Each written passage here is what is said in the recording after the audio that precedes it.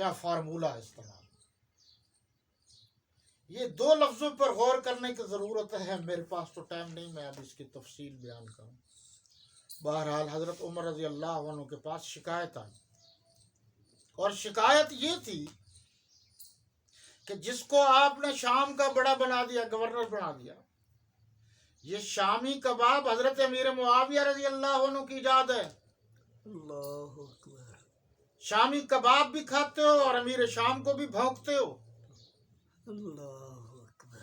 یہ کیا بات ہوگی؟ اپنی مرضی سے دین تو نہ بناؤ، جو اللہ اور اللہ کے رسول نے فرمایا اس پر چلنا. بے شک. تو جناب کہا کہ آپ کی شکایت آئی ہے. حضرت امیر المومنین فاروق اعظم رضی اللہ عنہ نے کہا حضرت امیر معاویہ رضی اللہ عنہ سے، جی بتائیے، سنا ہے بڑے ڈخرے سے آپ رہتے ہیں، بڑے بن ٹھن کے رہتے ہیں آپ. حضرت امیر معاویہ خاموش. دوسرا، سنا ہے آپ کا جو آفس ہے اس کے سامنے آپ نے نگران یہ وہ کھڑے کر رکھے ہیں. حضرت امیر معاویہ رضی اللہ عنہ مسکرا پڑے اور عرض کیا، آپ ٹھیک کہتے ہیں امیر المومنین، ٹھیک، آپ کو اطلاع درست ملی ہے. میں نے اپنے دفتر کے سامنے سیکورٹی گارڈ، نگران گارڈ اس لیے کھڑے کی ہیں کہ دشمن یہ نہ سمجھے مسلمان سوئے ہوئے ہیں. مسلمان کا بڑا افسر تو دور کی بات ہے، ان کے گارڈ بھی جاگ رہے ہیں. اللہ دشمن پر اکبر. پریشر پڑے. سبحان اللہ. کبھی کبھی اسلام بڑے عجیب حکم دیتا ہے. یہی اسلام کہتا ہے کہ آپ اللہ کے سامنے سر کو جھکاؤ. یہی اسلام ٹھیک ہے. بے شک. یہاں جھکانے کا حکم ہے گردن کو، بے شک. اور خانہ کعبہ کے طواف اور باقی معاملات میں حکم یہ ہے کہ گردن نیچی نہیں کرنی. حضرت عمر رضی اللہ تعالیٰ عنہ نے ایک شخص کو جو گردن نیچی کر کے طواف کر رہا تھا کھینچ کے تھپڑ مارا اور کہا گردن اٹھا کے چلو، کہیں کفار یہ نہ سمجھیں کہ مسلمانوں کی گردنیں کٹ چکی ہیں. اللہ اکبر. تو وہاں گردن اٹھانے کا بھی حکم ہے، کہیں گردن کٹانے کا وہ بھی حکم ہے، کہیں گردن جھکانے کا بھی حکم ہے، کہیں گردن اٹھانے کا بھی حکم ہے. جہاں جہاں جو حکم ہے سچ ہے. بے شک. بے شک. اچھا، پھر آپ نے فرمایا، یعنی حضرت امیر معاویہ رضی اللہ عنہ نے، میں کپڑے اس لیے اچھے پہنتا ہوں تاکہ کفار کے ساتھ ہیں شام جو تھا وہ یہ نہ سمجھیں کہ مسلمانوں کو پہننے کے لیے کپڑے ہی نہیں ملتے. یہ غریب غربا ہے، یہ بھی دشمن پر ہیبت طاری کرنے کے لیے.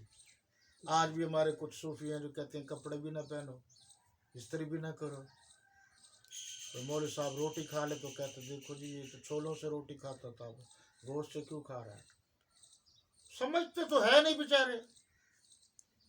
بے شک. کچھ معاملات ہوتے ہیں جن کا تعلق بڑا عجیب ہوتا ہے. مثلا حکم یہ ہے اور افضل یہ ہے کہ سنتے پڑھ کر گھر سے جاؤ اور نماز مسجد میں پڑھو، باقی سنتے گھر آ کر پڑھو.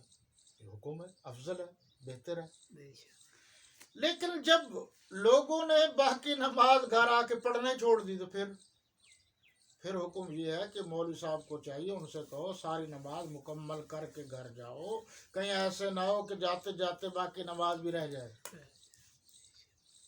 قربانی کا حکم ہے کہ افضل یہ ہے، بہتر یہ ہے اپنے قربانی کے جانور کو ذبح کرنے کے بعد وہی گوشت آپ کھائیں. اب لوگوں نے مشہور کر دیا جی روزہ ہے، جی صبح سے روزہ ہے. کب تک روزہ ہے؟ جب تک آپ کی قربانی نہیں ہو جاتی اپنی. تو یہ رسم چل پڑی نا. تو اس کو توڑنے کے لیے حکم ہے علماء کے لیے کہہ رہا ہوں، ان کو حکم ہے کہ سب کے سامنے وہ کھانا کھائیں تاکہ دنیا کو پتہ چلے یہ روزہ نہیں ہے. اللہ اکبر. مسئلے کی کیفیت بدل گئی. چیز کو سمجھنے کی ضرورت ہے مسلمانوں. بے شک. آپ گھر میں مجبوری میں جو آپ کی اوقات ہے آپ لباس زیب تن کیجیے، لیکن دشمن کے ہاں جانا ہو تو اچھے سے اچھا لباس پہنیے، اچھے سے اچھی جوتی پہنیے، اس لیے کہ جب بھی کافر کی نظر پڑتی ہے پہلے جوتی پر پڑتی ہے، اور بزرگوں نے لکھا ہے کہ جوتی اچھی سے اچھی پہنو۔ تو اجازت موجود ہے۔ حضرت امیر معاویہ رضی اللہ عنہ نے جب یہ جواب دیا تو حضرت فاروق اعظم رضی اللہ عنہ نے فرمایا، ساتھ اور صحابی رسول بھی کھڑے تھے، دیکھا اس لیے تو ہم نے ان کا انتخاب کیا ہے کہ میں اتنا مطمئن کسی کے جواب سے نہیں ہوا جتنا حضرت امیر معاویہ کے جواب سے مطمئن ہوا۔ اور احتساب کرنے والا حضرت فاروق اعظم رضی اللہ تعالیٰ عنہ، جن کی زبان پر حق بولتا ہے۔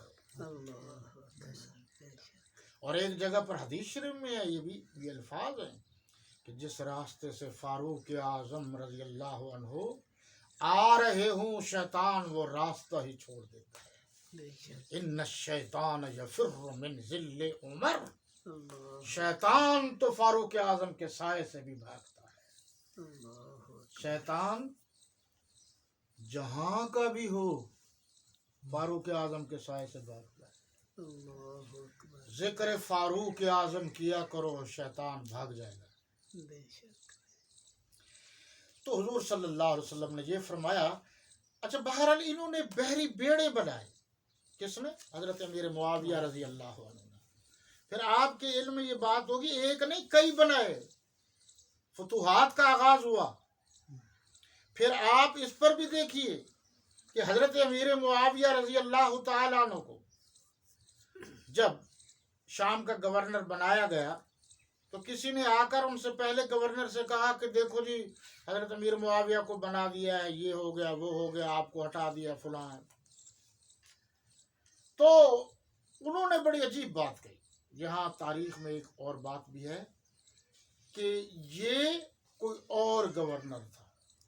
بہرحال انہوں نے کہا لا تذکروا معاویہ الا بخیر، خبردار حضرت امیر معاویہ کا ذکر خیر کے علاوہ نہ کرنا۔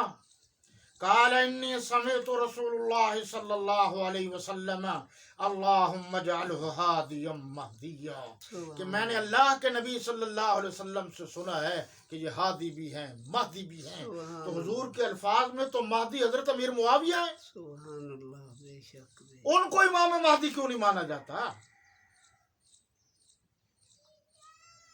اب علماء کرام اس پر توجہ نہ دیں، محنت نہ کریں، کتابیں نہ کھنگالیں، اور جن کی عمریں گزری ہیں ان کے بانو سامنے زانو تلمذ کر کے نہ بیٹھے تو میں تو کچھ نہیں کر سکتا ہوں۔ بے شک۔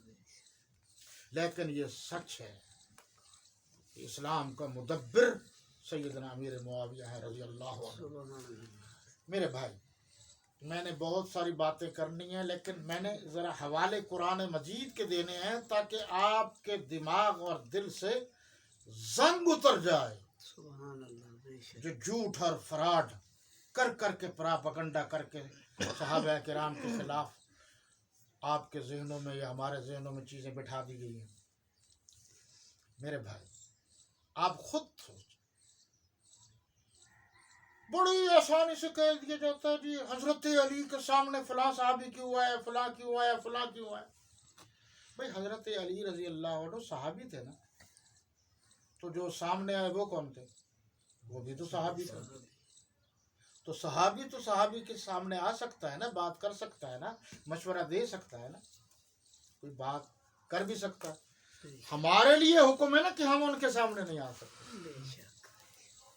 بھئی آپ خود غور کریں کہ حضور صلی اللہ علیہ وسلم مقتدا تھے، امام تھے، سارے صحابہ کرام مقتدی تھے، ٹھیک ہے، اور ظاہر ہے کہ 5-10 تو نہیں تھے، فتح مکہ کے موقع پر 10,000 صحابہ کرام تھے۔ سبحان اللہ، بے شک۔ تو آپ اندازہ لگائیں کہ کتنی صفیں ہوں گی۔ تو ہر صف میں جو میرے نبی کے پیچھے ہے وہ صحابی بنا کے نہیں، اس کو اجر و ثواب نماز کا ملا کہ نہیں، حضور کی زیارت کا ثواب ملا کہ نہیں۔ ایک نے پہلی صف میں حضور کی زیارت کی، ایک نے پیچھے میں 500 صفوں کے پیچھے کھڑے تھے، حضور کی زیارت کی، وہ صحابی بنا کہ نہیں بنا؟ تو درجات تو ہو سکتے ہیں، مانتا ہوں میں، لیکن اس کا یہ مطلب تو نہیں کہ وہ صحابی بھی نہیں ہے. جو آخری درجے کا صحابی تھا رضی اللہ تعالیٰ عنہ، تو آپ غور کیجئے کہ کیا ان کے بعد میں آنے والے لوگ اس صحابی کے برابر ہو سکتے ہیں؟ اللہ اکبر نہیں. اس ترتیب میں تو وہ آخری صف میں ہے نا. پھر یہی حضرت عبداللہ ابن مبارک نے کہا، شیخ عبد القادر جیلانی نے کہا، اور بھی بعض کتابوں میں روایات موجود ہیں کہ پوچھا گیا حضرت امیر معاویہ رضی اللہ تعالی عنہ آخری درجے کے صحابی ہیں، ان صحابہ کی جو لسٹ ہے. اور حضرت عمر بن عبدالعزیز رضی اللہ تعالیٰ عنہ آپ کہہ رہے ہیں، ویسے رحمۃ اللہ تعالیٰ علیہ، کیونکہ وہ صحابی نہیں ہے علماء کے نزدیک. ان کی جب خلافت آئی، حالانکہ بڑے متحمل مزاج تھے، آپ کو پتہ ہے نا، بہت متحمل مزاج تھے، لیکن حضرت امیر معاویہ کے خلاف کوئی بات کرتا تو انہوں نے کہا خبردار، حضرت امیر معاویہ کے خلاف جس نے بات کی اس کو سزا دی جائے گی. یہ پھر کبھی صحیح کہ صحابہ کرام کی توہین کرنے پر، گستاخی کرنے پر سزا ہے. بے شک.